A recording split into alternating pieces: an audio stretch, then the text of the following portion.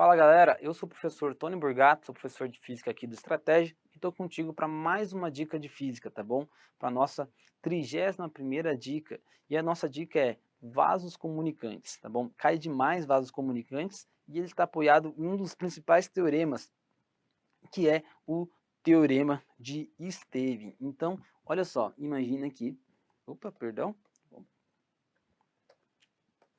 imagina que você tem aqui um cilindro com água até aqui em cima, tá bom?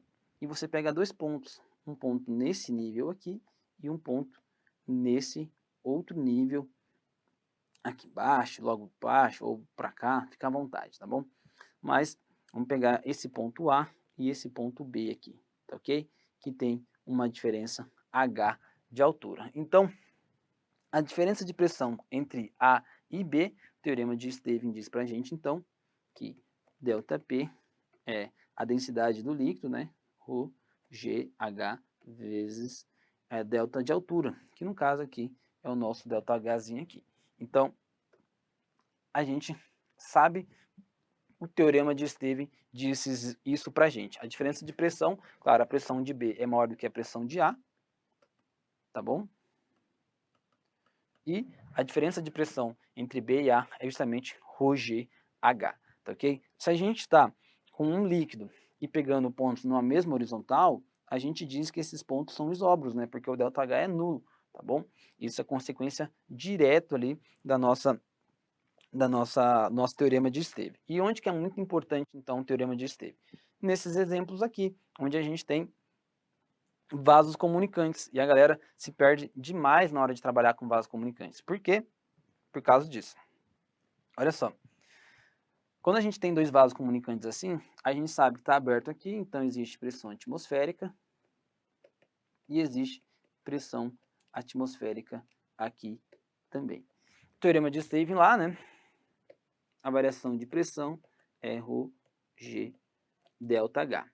Então, a gente tem que procurar no mesmo líquido, né, para a gente aplicar o teorema de Stevin, ok? A gente tem aqui um líquido que é glicerina, e aqui tem a interface, e aqui um novo líquido, tá bom? Mercúrio, e aí tem uma nova interfacezinha aqui, tá ok? De mais mercúriozinho aqui, e depois tem um óleo para cá, tá bom? Mais um óleozinho para cá e a pressão atmosférica. Então, eu vou escolher dois pontos que tem a mesma pressão, pontos isóbaros, tá bom? Que vai ser fácil para mim relacionar. Eu olho para cá e vejo o ponto B aqui e o meu ponto E são pontos isóbaros. Então, o mesmo líquido HG na interface ali entre os outros demais líquidos, né? Então, estão na mesma altura aqui, tá bom? Então, facilitou para mim. Como é que eu faço isso então?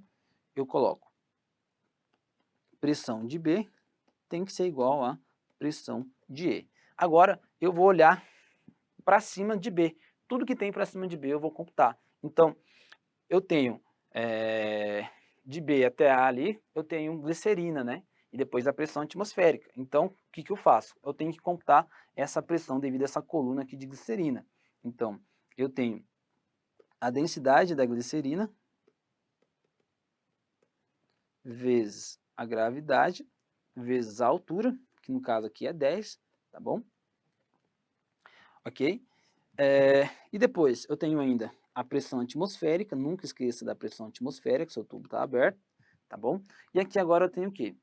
Eu tenho, desse outro lado, eu tenho 10 menos x aqui, a altura que eu coloquei, de mercúrio, então eu tenho densidade do mercúrio vezes a gravidade vezes a altura, 10 menos x, vou subindo. Depois eu tenho o quê? Eu tenho um óleo, então, eu tenho a densidade do óleo vezes a gravidade vezes a altura de óleo.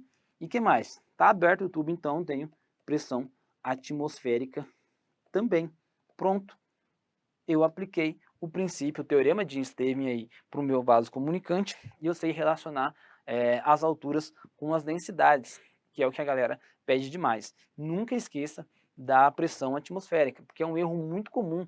A galera não vê ali se o tubo está aberto não e vê que existe a influência da pressão atmosférica. Aqui no caso, os dois lados estão abertos, então nossas contas está bem claro que vai cortar dos dois lados, né, a pressão atmosférica. Mas ainda assim, se você estiver fazendo uma prova aberta, você deve colocar a pressão atmosférica, tá bom? Seu examinador, ele vai querer ver isso daí bem claro, tá ok? Tranquilo? Essa é a nossa dica de aplicação aqui do teorema de Esteve. Grave bem ele no coração, porque eu tenho certeza que vai cair na sua prova, tá bom? Muito obrigado por ter acompanhado essa dica. Segue lá, Prof. Tony Burgato no Instagram, para mais dicas de física, tá ok?